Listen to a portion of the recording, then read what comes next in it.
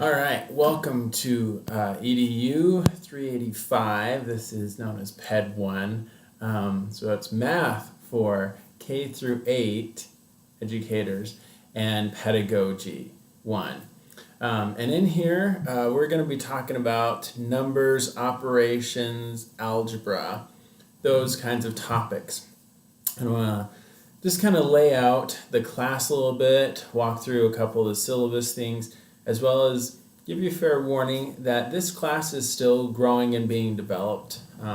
If you look real quick at all of the different sections, the first few have tons of stuff going on in them, and then it starts to dwindle and get less and less. That will actually change. Things will start to get bigger and expand a little bit more as I get more videos, instructional videos, and resources ready. I've taught this class very many times face to face, and so adjusting it into the online and making sure that you have all the same kinds of resources possible available as my face-to-face students do.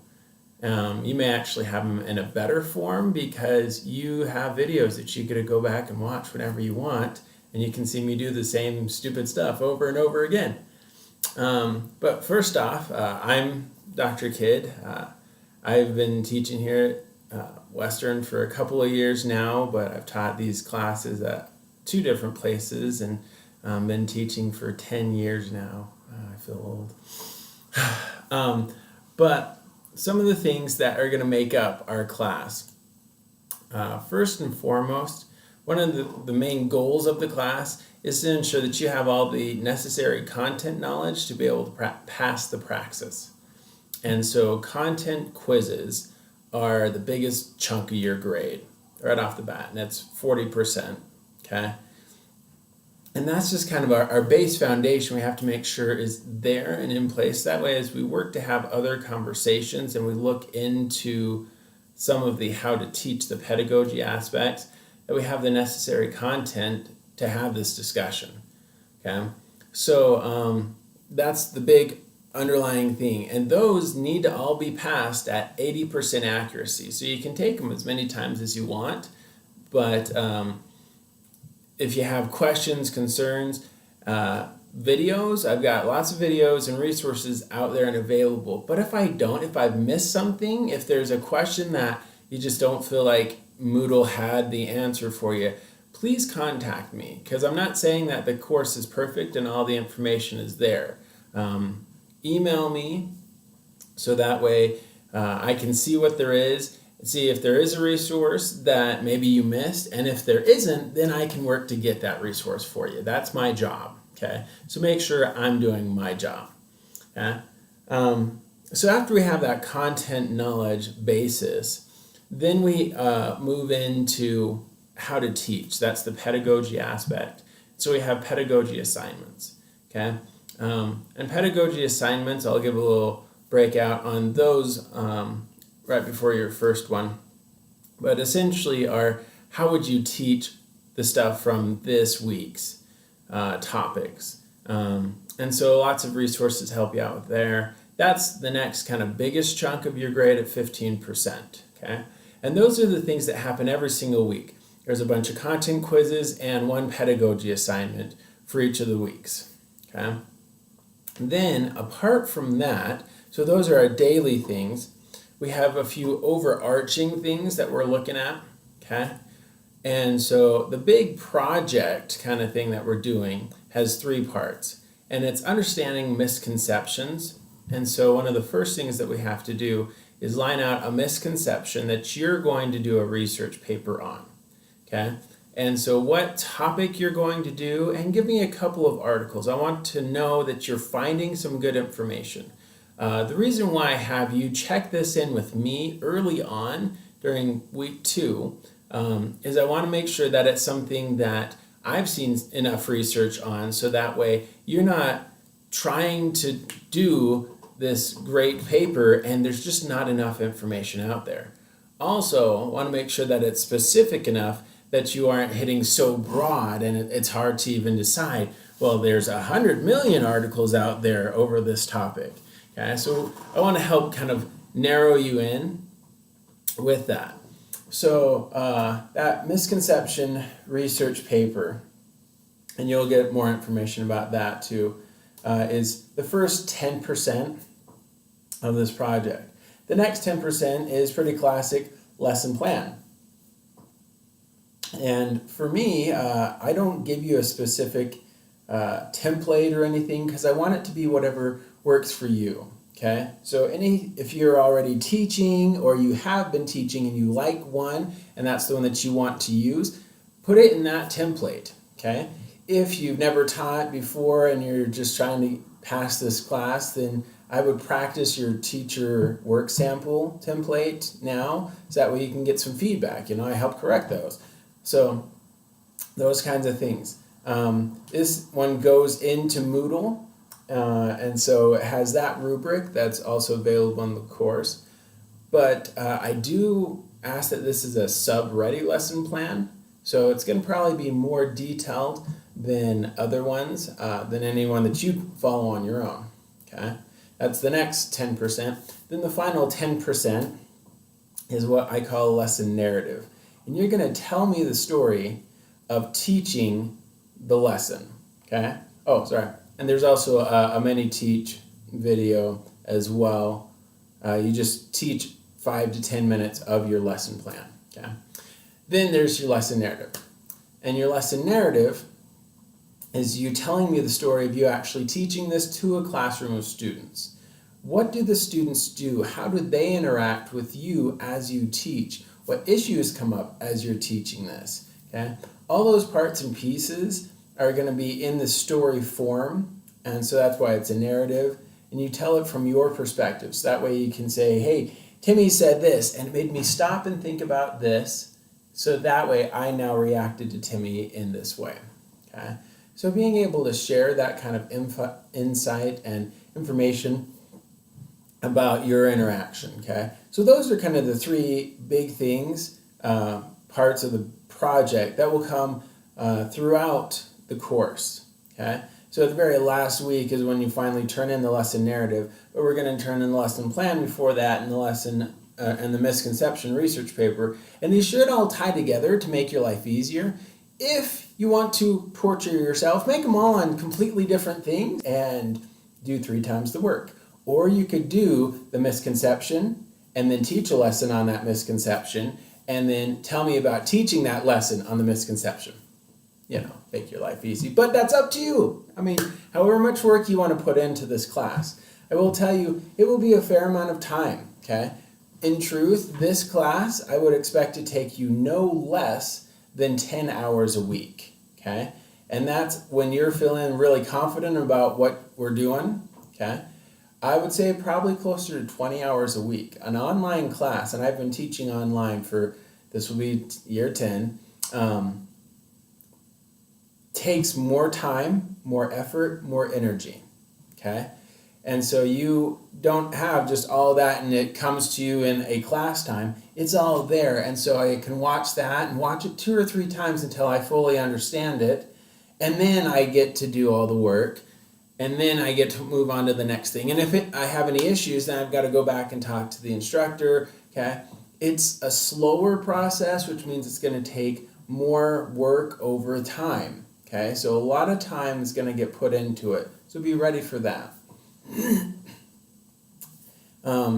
Now, a couple other kind of overarching parts of the class is we do have this, it's called Prodigy, and it's an online, very adapting software setup that it's set up like a game for students, and you're going to participate as a student in this, okay? So I've set up a class and gave you the access code, so you're going to get in there, and it's the very last section of class because it didn't really fit in one certain day, so I just put it at the very end, okay? And you go down there and you're going to set up an account and you're going to play for a couple of weeks and just, okay, what is this? Get to know it. Then we're going to set goals for where you want to be by the end of class, okay? And that can be based on several things, and again, it's all explained there in that section.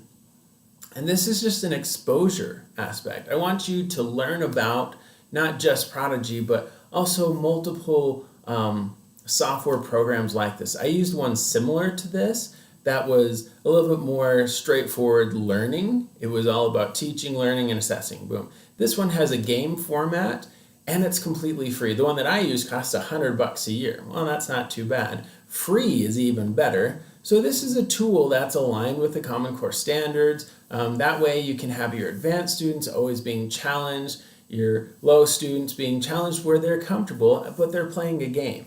And so it's an introduction to a tool that can be really useful for you. And we'll talk a little bit more about that.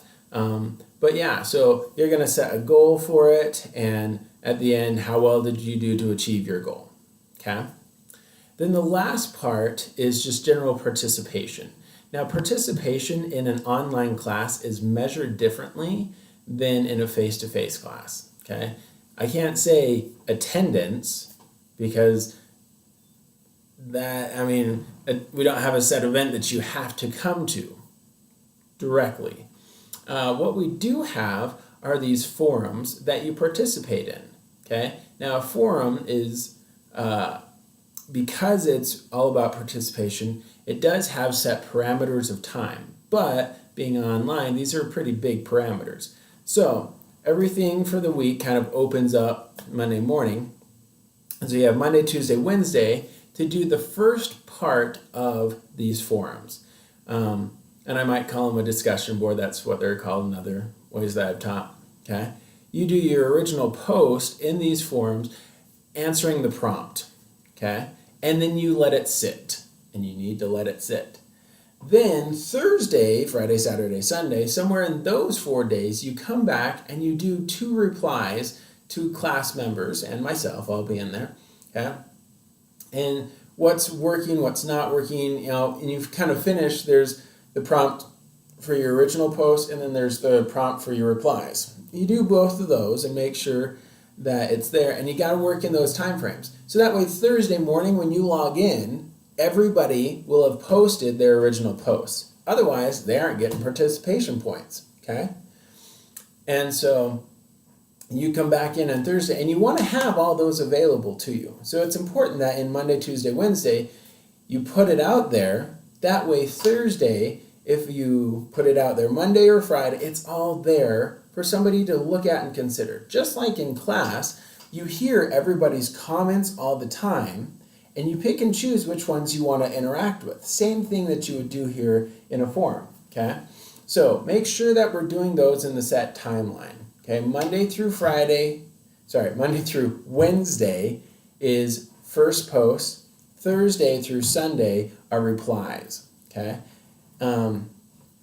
And that's the first big chunk of your participation. The second part is some of the assignments, worksheets and things that you'll get through Moodle. Print them off, and you're going to work them out by hand and then scan it. So that way I can see what you're doing, as well as get some feedback and say, oh, we are messing up on something. This is something, hey, that's one of the misconceptions we needed to be aware of, okay? And it's just kind of a content quiz, but it's also that you're still participating in the different activities that we're doing, okay? As well as some of the assignments that I give you for the discussion purpose. It's not that they're all perfect or all wonderful, okay? But they are a lot of the resources that are available, and us as teachers have to know and decide what's best and what's not, okay? So that will be a little bit of our kind of side discussion that we have. So that participation is a key part for all of this. And so making sure that everything that you do in this class kind of gets weighted and counted for some points there. And so that's the last 10%. So that's like your grade makeup and our overall schedule, work at your pace, okay? Everything's open for you, but I will tell you that some things will start to close. 3 weeks after a pedagogy assignment was on date, okay? So if we look at our very first one, it ends on the 26th. So 3 weeks after the 26th, which is June 16th, pedagogy assignment 1 will close, okay? So, especially with the summer, I try to be very flexible because, hey, maybe you're gone for a week camping or moving or doing whatever, okay? But within 3 weeks, if you don't get it done, it's showing me you don't care about this class and I'm worried about you, and it should be affecting your grade by that point, okay? So, just make sure that within a few weeks that you are keeping up. So if you are going to be gone for a week or something, let me know. But I'm kind of set up for that, so that way you aren't going to fail the course because you missed a week. No, it's pretty flexible for it, okay? So things like the forums we'll need to discuss about other ways of making up points, but everything else is always available to you, and you can start looking at stuff now. Even though we will get a few more resources to help out, you can look at all the basic assignments and all those explanations now and start to make sure that you're ready for everything in this class, okay? And so really in here, I like to think that it's pretty user-friendly. It's open and flexible, okay? So make sure that you're just doing the basics every time for the course to be successful, because it's designed to be that way. And so if you have any major issues or problems, email me anytime, okay? Have a great day and let's enjoy class.